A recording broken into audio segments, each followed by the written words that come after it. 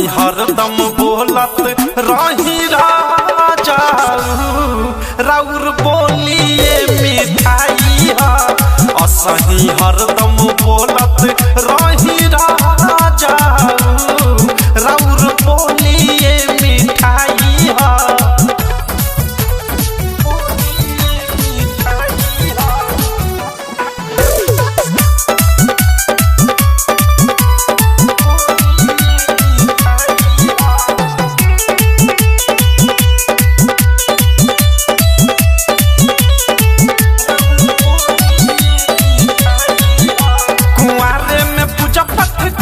एही से पलम तोहे पहले बानी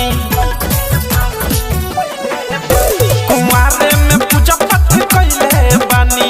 एही से पलम तोहे पहले बानी हंसी राउर लागे ऐसे जाई से राजा ताजा रसमलाई हा असही हरदम बोलत रही राजा राउर बोलिए मिठाई हा असही हरदम बोलत रही राजा राउर बोलिए मिठाई हा रिकॉर्डिंग बाय मिसाइल रिकॉर्डिंग स्टूडियो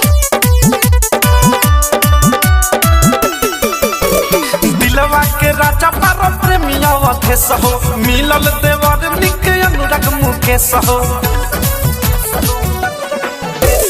दिलवा के राजा परम प्रेमिया अधेश हो मिलल देवर निक अनुराग मुकेश हो गुडू बावाली और मीठू मिसाइल जस दुधिया गोराई हा असही हरदम बोलत रही राजा राउर बोलिए मिठाई हा असही हरदम बोलत रही राजा राउर बोलिए मिठाई हा हरदम हंसात रही साइया हमारा दर्द के दवाई हा असही हरदम बोलत रही राजा राउर बोलिए मिठाई हा असही हरदम बोलत रही राजा राउर बोलिए